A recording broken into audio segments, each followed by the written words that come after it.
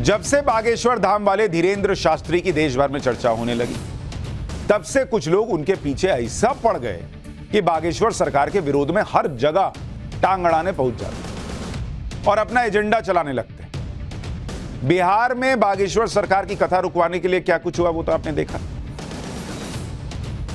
अब नया मामला मध्य प्रदेश का है। मध्य प्रदेश के एक इलाके में बागेश्वर सरकार की कथा होने वाली थी, तो कथा रुकवाने के लिए कुछ लोग मध्य प्रदेश के हाई कोर्ट पहुंच गए कि भाई कथा रोकिए, ये तो सेंटीमेंट हर्ट कर देंगे। लेकिन जब जज के सामने अर्जी पहुंची तो कथा रुकवाने के लिए गए वकील से सवालों के जवाब देते नहीं बना। जज के सामने उल्टी सीधी बहस उसने शुरू कर दी वकील ने। इसके बाद जज साहब ने इस वकील की कैसे क्लास लगा दी। पहले उसका छोटा सा हिस्सा देखिए, फिर आपको दिखाऊंगा कि किस तरह का केस ये लोग बागेश्वर सरकार की कथा के खिलाफ लेके गए थे और कैसे वहां एक्सपोज हो गए कोर्ट के अंदर बागेश्वर सरकार के विरोधी, वो दिखाऊंगा। लेकिन पहले देखिए कोर्ट के अंदर कैसे गर्मा गर्मी हुई। और जरा भी उल्टी सीधी बहस करी यहीं से जेल भेजूंगा मैं, माइंड यू। सारी वकालत खत्म हो जाएगी, समझ गए? You should know how to argue in high court. किसने भेजा है आपको? ये तो सैंपल है। सोचिए बागेश्वर सरकार के विरोधी जो लोग हैं, जिनका वकील वहां खड़ा था, वो कैसा केस लेकर गए होंगे और कैसी बातें करने लगे होंगे कि जज साहब कह रहे हैं कि जो है बाहर कर दूंगा। सोचिए बागेश्वर सरकार का विरोध करने गए इस वकील ने जज से किस तरीके से बात की होगी, जिस पर जज इतना भड़क गए कि कह दिया कि सारी वकालत भूल जाओ, यहीं से जेल भिजवा दूंगा। जज साहब ने और क्या क्या कहा ये आपको आगे दिखाऊंगा, लेकिन पहले ये जान लीजिए कि बागेश्वर सरकार का नया दरबार कहां लगा है और क्यों उनकी कथा को रुकवाने के लिए कुछ लोग हाईकोर्ट तक गए। बागेश्वर बाबा फिलहाल मध्य प्रदेश के बालाघाट में, यहां वो 2 दिन राम कथा करेंगे। बालाघाट पहुंचने पर बागेश्वर बाबा का जोरदार स्वागत हुआ। महिलाओं ने उनकी आरती उतारी, श्रद्धालुओं ने पैर छूकर आशीर्वाद लिया। बागेश्वर बाबा का कार्यक्रम बालाघाट के परसवाड़ा में हो रहा है, जो आदिवासी बहुल इलाका है। बागेश्वर बाबा के कार्यक्रम का नाम भी वनवासी श्री राम कथा है। इसी आदिवासी इलाके का हवाला देते हुए बागेश्वर सरकार के विरोधी एक्टिव हो गए कि भाई यहां पर आदिवासियों की भावनाएं आहत हो जाएंगी। अरे भाई उनकी भावनाएं आहत हो रही हैं तो ये लोग कौन है जो पहुंच रहे हैं? लेकिन वो लोग जो विरोध में थे वो कोर्ट पहुंच गए। बागेश्वर सरकार के विरोधियों ने मध्य प्रदेश के आदिवासी इलाके में बागेश्वर सरकार की कथा रुकवाने के लिए सीधे मध्य प्रदेश हाईकोर्ट में याचिका डाल दी। इस याचिका में कहा क्या कि 23 और 24 मई को बालाघाट के भादुकोटा गांव में धीरेन्द्र शास्त्री की कथा का आयोजन होना है। यह पूरा इलाका आदिवासी बहुल क्षेत्र है। बागेश्वर बाबा के धार्मिक आयोजन से आदिवासियों का हित प्रभावित होगा। कैसे बॉस? जिस जगह पर कथा का आयोजन होना है वहां आदिवासियों के भगवान का स्थल है। वहां पर बागेश्वर बाबा की कथा का आयोजन होने से आदिवासियों की मान्यताओं का अपमान हो जाएगा। इसके अलावा इस तरह के आयोजन के लिए ग्राम सभा की अनुमति लेना जरूरी है, जो नहीं ली गई।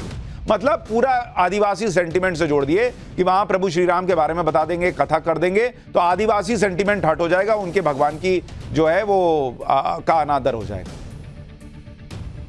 लेकिन जब याचिका पर सुनवाई हुई और जज साहब ने सवाल पूछने शुरू किए, और वही सवाल पूछे जो आपके मन में भी आएंगे कि बॉस ये सब कैसे होगा, जरा बताओ जरा, तो बागेश्वर सरकार का विरोध करने वाले वकील के पास कोई सीधा जवाब ही नहीं था। जज साहब पूछ रहे थे सवाल पे सवाल, तो बागेश्वर सरकार का विरोध करने वाले वकील इधर उधर की बात कर रहा था। बाद में उल्टे जज से ही बहस करने लगा। इस पर कैसे हाईकोर्ट के जज ने उसकी क्लास लगाई, एक बार वो देखिए। और जरा भी उल्टी सीधी बहस करी यहीं से जेल भेजूंगा मैं, माइंड यू। सारी वकालत खत्म हो जाएगी, समझ गए? You should know how to argue in high court. किसने भेजा है आपको? यह तो शुरुआत थी। आगे बहस के दौरान याचिकाकर्ता के वकील हाईकोर्ट के जज के किसी भी सवाल का सही से जवाब नहीं दे पाए। ऊपर से जज से ऊंची आवाज में बदतमीजी से बात करने लगे। इस पर जज ने कहा कि जिस दिन जेल भेज दिया सारी वकालत खत्म हो जाएगी। वो हिस्सा भी सुनिए। आपको ये पिटीशन फाइल करने के लिए कहाँ है ऑथराइजेशन? पहले ऑथराइजेशन बताइए पिटीशन फाइल करने के लिए। तजीब से बात करना सीखो। पहले प्रश्न का उत्तर दीजिए, दूसरे प्रश्न का उत्तर दीजिए। पहले बताइए किसने ऑथराइज किया आपको ये पिटीशन लगाने के लिए? सर्वे आदिवासी। ये बदतमीजी करना भूल जाओगे सारी। ये बताइए सर्व आदिवासी समाज का ऑथराइजेशन कहाँ है पिटीशन फाइल करने के लिए? माय लॉर्ड, इसमें तुम लोगों ने ये सोच लिया है कि बदतमीजी करके तुम जो है अपने आप के लिए बहुत बड़ी टीआरपी कलेक्ट कर लोगे। नहीं, तुम ये भूल जाते हो कि जिस दिन हमने जेल भेज दिया उस दिन सारी वकालत बंद हो जाएगी। सॉरी बोल रहा हूँ। You should be sorry. तुम लोगों को सिखा के भेजा जाता है कि बदतमीजी करो।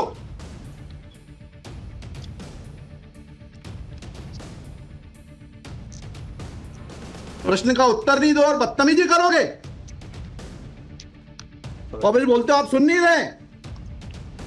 हम पिटीशन पढ़ के आते हैं, हमें मालूम है क्या सवाल पूछना है।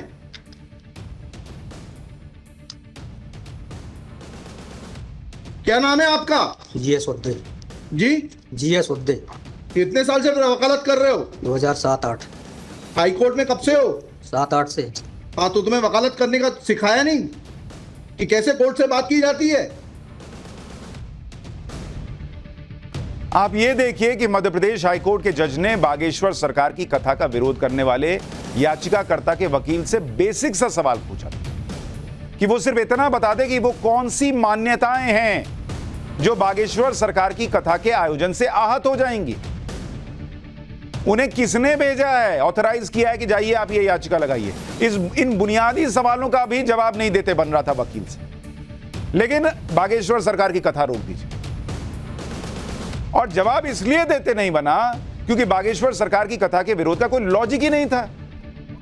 सिर्फ एजेंडा लेकर ये लोग कोर्ट में गए थे। इसलिए जब हाईकोर्ट के जज ने याचिकाकर्ता के वकील से बार बार सवाल पूछा कि आखिर आदिवासियों से जुड़ी मान्यताएं क्या हैं, बागेश्वर बाबा की कथा सुनाने से उन मान्यताओं का अपमान कैसे हो जाएगा जी, तो इनका जवाब याचिकाकर्ता के वकील ने नहीं दिया, बल्कि वो संविधान का हवाला देने लगा। और इसी बात पर जज को गुस्सा आ गया और उन्होंने कोर्ट रूम में ही वकील को जमकर फटकार लगाई। यह कि पंडित धीरेन्द्र शास्त्री द्वारा जहां ग्राम भादुकोट तक कथावाचन किया जाना नियत किया गया है, उक्त ग्राम स्थान पर आदिवासियों को पैंठाना बड़ादेव भगवान स्थल है, जो कि आदिवासी गौण समाज के लिए आस्था का प्रतीक है। अतः उक्त ग्राम स्थल पर कथावाचक के आयोजन से आदिवासी। बताइए, बड़ा देव भगवान स्थल जो है जी, वहाँ से जुड़ी हुई क्या मान्यताएं हैं और उन मान्यताओं का कैसे किसी के कथावाचन करने से अपमान होता है? दो सवालों के जवाब दीजिए, फिर आगे बढ़ते हैं। उनके पूर्व से पहले बताइए क्या मान्यताएं हैं, कहाँ लिखा है आपने पिटीशन में उनकी क्या मान्यताएं हैं? माय लॉर्ड में आप कहते हैं कि किसी की मान्यता है तो उस मान्यता के संबंध में विस्तृत विवरण होना चाहिए याचिका में। क्या विवरण है बताइए? इसमें माय लॉर्ड में पढ़ के बता रहा हूँ। कहाँ से पढ़ के बता रहे हैं? पिटीशन में। हाँ बताइए, पैराग्राफ नंबर। पैराग्राफ 1 है माय लॉर्ड। उनसे इतना तो समझ लीजिए, हम आपसे सवाल क्या पूछ रहे हैं। दिक्कत यही होती है कि उस वकील को खड़ा कर देते हैं जिसको सवाल का उत्तर देने का भी वो नहीं है। I am asking you a direct question that when you से ऑन पेज 12 कि बड़ा देव भगवान स्थल है और उससे आदिवासियों की मान्यताओं को, आत्मसम्मान को ठेस पहुंचेगी। जी, मैंने आपसे सवाल पूछा, इस बड़ा देव भगवान से जुड़ी हुई क्या मान्यताएं हैं और उन मान्यताओं को किसी कथा के करने से कैसे ठेस पहुंचेगी। अब आपका हिंदी में भी बता दिया सवाल, अंग्रेजी में भी बता दिया, उसका उत्तर दीजिए पहले। माय लॉर्ड, उस जगह के अलावा अन्य दूसरे स्थान पे अगर कराया जाए तो कोई विरोध नहीं है वहाँ। अरे पहले हमारे आप सवाल का जवाब नहीं दे रहे। Who are you to decide कि कौन से स्थान पर होगा, कौन से स्थान पर नहीं होगा। पहले आपको ये तो बताना पड़ेगा क्या मान्यताएं हैं और उन मान्यताओं का किस प्रकार से कुठाराघात होगा, उन मान्यताओं पर, उन मान्यताओं का हनन होगा, अपमान होगा, ये तो समझाइए आप हमको। ये कॉन्स्टिट्यूशन में प्रावधान, वही तो बता रहा हूँ, आप समझने को तैयार नहीं है। कॉन्स्टिट्यूशन में प्रावधान है, ये मान्यताओं का उत्तर है। जी, कॉन्स्टिट्यूशन में प्रावधान, प्लीज कॉन्स्टिट्यूशन में जो प्रावधान है वो बता रहा हूँ मैं। नहीं, यू टॉक प्रॉपर्ली। आप ये मान्यता, ये आदिवासियों की मान्यताएं हैं, कॉन्स्टिट्यूशन में कहाँ दी है, पढ़ के बताइए। बता रहा हूँ ना। हाँ बताइए। हाँ, आप सुनने को तैयार है नहीं है, कुछ भी बोले जा रहे हैं जबरदस्त। अरे let notice be issued for contempt against the council. शुभ नाम बताइए आपका। जज साहब पूछ रहे हैं कि काहे से भाई मान्यता जो है वो जुड़ी हुई है और वो आहत हो जाएगी, ये बता दो। वकील बताने को तैयार नहीं। फिर जज साहब को ही कहने लग गया कि आप जो है वो सुनने को तैयार नहीं है, आप सुन नहीं रहे हैं। तो जज साहब ने कहा इसको अवमानना का दो नोटिस। फिर उसी के बाद वो बमक गए, नाराज हो गए कि है जेल भेज दूंगा। हाईकोर्ट के जज ने जब इस वकील से पूछा कि आप किस आधार पर आदिवासी समाज के प्रतिनिधि बनकर कोर्ट में आ गए, आपको किसने ऑथराइज किया कि आदिवासी इलाके में बागेश्वर सरकार की कथा को रोकने के लिए आप कोर्ट में याचिका लगाए, इसका भी जवाब नहीं दे पाया ये वकील भाई। देखिए वो हिस्सा भी। आज ये टाइप कॉपी पढ़ रहा हूँ मैं जी। आज दिनांक 10/5/2023 दिन बुधवार को समाज की संयुक्त बैठक श्रीमान धरा सिंह मंचकोली जी की अध्यक्षता में तथा बालाघाट जिले के समस्त आदिवासी समाज के सामाजिक संगठनों पदाधिकारी और सामाजिक कार्यकर्ताओं को उपस्थित महिला पुरुष एवं युवाओं को उपस्थित और सहमति की बैठक कार्यवाही सगाजनों को विचार मनन कर निष्कर्ष लिया गया जाकर निर्णय लिया गया कि निम्नानुसार है। भारतीय संविधान के अनुच्छेद 244 पांचवीं अनुसूची के तहत अनुसूचित क्षेत्रों में 1996 के नियम 22 के तहत कहाँ है लेटर हेड, कहाँ है ऑथराइजेशन? लेटर हेड लगाए प्लेन कागज पे कोई बैठक कार्रवाई कर लेंगे, उसका कोई जी, औचित्य थोड़ना है। ये जब आप ये लगा रहे हैं, जी। इसमें अध्यक्ष के रूप में साइन कर रहे हैं, लिखा है ना पीछे पेज नंबर 50 पे पढ़िएगा टाइप कॉपी में, मनशाराम मरावी अध्यक्ष। किस चीज के अध्यक्ष हैं? कहाँ है आपका लेटर हेड? कहाँ है आपके कागज कि आपको किसी ने अध्यक्ष बनाया, ऑथराइज किया? प्रावधान वही तो बता रहा हूँ, आप समझने को तैयार नहीं है। कॉन्स्टिट्यूशन में प्रावधान है, ये मान्यताओं का उत्तर है। जी, कॉन्स्टिट्यूशन में प्रावधान, प्लीज कॉन्स्टिट्यूशन में जो प्रावधान है वो बता रहा हूँ मैं। नहीं, यू टॉक प्रॉपर्ली। आप ये मान्यता, ये आदिवासियों की मान्यता है, कॉन्स्टिट्यूशन में कहाँ दी है? पढ़ के बताइए। बता रहा हूँ ना। हाँ बताइए। हाँ, आप सुनने को तैयार है नहीं है, कुछ भी बोले जा रहे हैं जबरदस्त। अरे let notice be issued for contempt against the council. शुभ नाम बताइए आपका। हाई लॉर्ड में बता नहीं, फर्स्ट आपको आप कंटेम्प्ट का नोटिस जारी कर रहे हैं, उसका जवाब दीजिएगा आप। आपको हाईकोर्ट में बहस करने का तरीका नहीं मालूम है। Issue notice against the petitioner council. Shri आपका शुभ नाम बताइए। आर्टिकल 51 में प्रावधान है, वो मैं बता रहा हूँ। मैंने आपसे सवाल क्या पूछा था? पहले तो आप सुन ही नहीं रहे हैं। मैंने आपसे सवाल क्या पूछा था? पहले मेरा सवाल बताइए। वो सवाल ये मैं जो आर्गुमेंट, पहले मेरा सवाल का उत्तर दीजिए आप। मैं आर्गुमेंट कर रहा हूँ, उसको आप पहले सुने। आर्गुमेंट सुने। हम नहीं सुनेंगे आपका आर्ग्यूमेंट, आप सवाल का उत्तर देंगे जब तक नहीं सुनेंगे। और इस तरीके से अगर आप बहस करेंगे तो कंटेम्प्ट का नोटिस इशू करेंगे, आपको जेल भेजेंगे। जवाब कुछ है नहीं, लेकिन बागेश्वर सरकार की कथा रोक दीजिए, बस रोक दीजिए। बोल दिया तो बोल दिया, रोक दीजिए सब। अच्छा, संविधान सबको पता है, संविधान में ये हो गया, संविधान में वो हो गया। जज साहब पूछ रहे कहाँ हुआ, बताओ ना जी। बागेश्वर सरकार की कथा का विरोध करने वाली याचिका हाईकोर्ट के जस्टिस विवेक अग्रवाल के सामने सुनवाई के लिए आई। जस्टिस विवेक अग्रवाल ने यह भी कहा कि इस तरह की याचिका पहले भी आई थी और इसे खारिज कर दिया गया। जस्टिस अग्रवाल ने वकील से पूछा कि क्या उन्होंने पहले का ऑर्डर पढ़ा है। तो ये वकीली कमाल का था, इसके बाद उसका भी जवाब नहीं था। जिस तरह से वकील कोई जवाब नहीं दे पा रहे थे, कोई कागज नहीं दिखा पा रहे थे और जज से इधर उधर की बातें कर रहे थे, उससे तो सीधा यही लग रहा था कि बागेश्वर सरकार की कथा के खिलाफ ये प्रायोजित विरोध था। और यही बात हाईकोर्ट के जज ने भी कह दी। उन्होंने याचिकाकर्ता के वकील से कहा कि अगर विनम्रता से बात करते आपकी बात सुनी जाती, लेकिन आप तो गर्मी दिखाने लगे। जज ने जोर देते हुए वकील से कहा कि आपने अपने क्लाइंट से कहिएगा कि आपके गर्मी दिखाने की वजह से याचिका खारिज हुई है। सुनिए। जब स्पॉन्सर्ड पिटीशंस होती हैं तब इस तरीके के जो है टेंट्रम्स दिखाए जाते हैं। रजिस्ट्रेशन है इसका, लेकिन मैंने फाइल नहीं किया। नहीं किया फाइल तो फिर आज इसको नहीं सुन पाएंगे। जब फाइल करेंगे तब सुनेंगे। तो खारिज कर देंगे इसी ग्राउंड पे। आप रजिस्ट्रेशन के साथ नई पिटीशन फाइल करिएगा, लिखिएगा। श्री कल कार्यक्रम ऑर्गेनाइजेशन क्या कर सकते, आपको तैयारी करना चाहिए थी। जितनी गर्मी आप दिखा रहे थे, ये बात आप विनम्रता से पहले कहते तो आपको सुन लेते। सॉरी, पक्षकार को बताइएगा कि हमारी गर्मी दिखाने के कारण कोर्ट ने खारिज कर दिया। एक शब्द का इस्तेमाल जज साहब ने किया, आपने सुना या नहीं? स्पॉन्सर्ड पिटीशन, यानी प्रायोजित याचिका।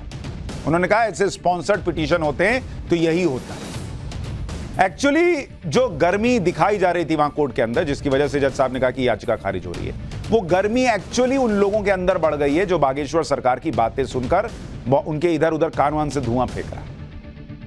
बागेश्वर सरकार के खिलाफ फर्जी और प्रायोजित एजेंडा चलाने में कुछ लोग जुटे हुए हैं, लेकिन बागेश्वर सरकार को इससे फर्क ही नहीं पड़ता, क्योंकि वो अपने मिशन पर हैं और ये मिशन है हिंदू समाज को एकजुट करना। बालाघाट में रामकथा के जरिए बागेश्वर बाबा यह संदेश दे रहे हैं कि वनवासी और आदिवासी समाज सनातन के ही अंग हैं। अब आपको समझ में आ गया क्यों याचिका लगाई गई थी कि वहां पे मत कीजिए, कहीं और कर लीजिए, आदिवासी बहुल इलाके में मत कीजिए, क्योंकि बागेश्वर सरकार कह रहे हैं कि आदिवासी भी सनातन का हिस्सा है, इससे लोगों को दिक्कत हो जाती है। मेरे इंटरव्यू में भी उन्होंने कहा था भगवान राम ने आदिवासियों का सम्मान किया था और शबरी के झूठे बेर खाए थे। बागेश्वर बाबा ने कथा की शुरुआत में ही हाईकोर्ट में जाकर उनका विरोध करने वालों का भी जिक्र किया। बागेश्वर बाबा ने क्या कहा, सुन लीजिए एक बार। रानी दुर्गावती जी, श्री सीताराम भगवान की जय, बागेश्वर धाम की जय, नमः पार्वती पते, हर हर महादेव, बालाघाट के पागलों की, कथा यजमानों की, कथा में सहयोग करने वालों की और हाई कोर्ट में जाके विरोध करवे वालन की भी नमः पार्वती पते, हर हर महादेव। तो उन्होंने जो लोग हाईकोर्ट में जाकर विरोध कर रहे थे उनके भी मजे ले लिए कि उनकी भी जय। बागेश्वर बाबा से कुछ लोग इसलिए परेशान हैं क्योंकि बागेश्वर बाबा की लोकप्रियता बहुत तेजी से बढ़ रही है। अब देखिए, मध्य प्रदेश के सागर में बाबा की कथा में केरल से भी लोग आए थे। केरल से आई एक महिला को बागेश्वर बाबा ने मंच पर बुलाया और उससे बात की। देखिए क्या बात हुई। कहां से आई हैं? केरल से। ओ, यहाँ से हमारा प्रण था कि एक बार पंडाल में कथा सुनना था। टीवी पे तो आप माइक से जो भी बोलना, माइक टीवी को तो आपको रोज देखते हैं, पर एक बार प्रण था कि पंडाल में कथा सुनना है, तो वो पूरा हो गया। हाँ, आपका प्रण था कि एक बार पंडाल में जाकर लाइव कथा सुनना है। और तो अच्छा, टीवी में वो कथा पंडाल में कितना डिफरेंट आपने देखा? बहुत डिफरेंस है, लेकिन हमको नहीं मिलती, वहाँ होती नहीं तो। अच्छा, केरल में कथाएं नहीं होती? कुछ नहीं होता, कुछ भी नहीं। क्यों? ये वहाँ अच्छा, दा केरला स्टोरी मतलब सत्य बनी? वो मलयाली लोग रहते तो फिर इतना नहीं होता है, इसलिए। ओके, इसका मतलब दा केरला स्टोरी सत्य है? हाँ, कुछ सत्य है, कुछ उसमें एडिट है। अच्छा, दोनों हैं जी। तो फिर वो आपसे यूट्यूब से बहुत देखते हैं, बहुत देखते। जय हो मैया। और भगवान मालिक है, हम तो सब देखो बालाजी ने कैसी कृपा कर ली। वो है, सब लोग बोलते हैं आप इतने दूर से कौन सुनेगा, हम भगवान। अरे देखो, ये भी बात लोगों को परेशान कर दी कि केरल तक से लोग उठ के चले आ रहे हैं बाबा से मिलने के लिए। द केरल स्टोरी की भी बातें हो रही। मंच से अपने बयानों से विरोधियों को चित करने वाले बागेश्वर बाबा क्रिकेट के मैदान में भी चौके छक्के लगाते हैं। बागेश्वर बाबा क्रिकेट के प्रशंसक हैं और महेंद्र सिंह धोनी के फैन भी। बागेश्वर बाबा अक्सर हाथ में बैट पकड़कर क्रिकेट खेलते दिख जाते हैं। कैसे बाउंड्री पार करा रहे, मैंने इंटरव्यू किया था, उसमें भी उन्होंने क्रिकेट खेला था, वहां भी उन्होंने कहा था कि भाई मैं तो बड़ा क्रिकेट का फैन हूं। ये मेरे इंटरव्यू की तस्वीर है। तो वहां भी क्रिकेट खेल रहे थे, लेकिन क्रिकेट में भी छक्का मारते हैं और यहां भी छक्के छुड़ा रहे हैं अपने विरोधियों का। ये लोगों को दिख रहा है और इसी वजह से किस तरह से उनका विरोध हो रहा है, बिना तर्क के विरोध हो रहा है, ये लोगों के सामने आ रहा है।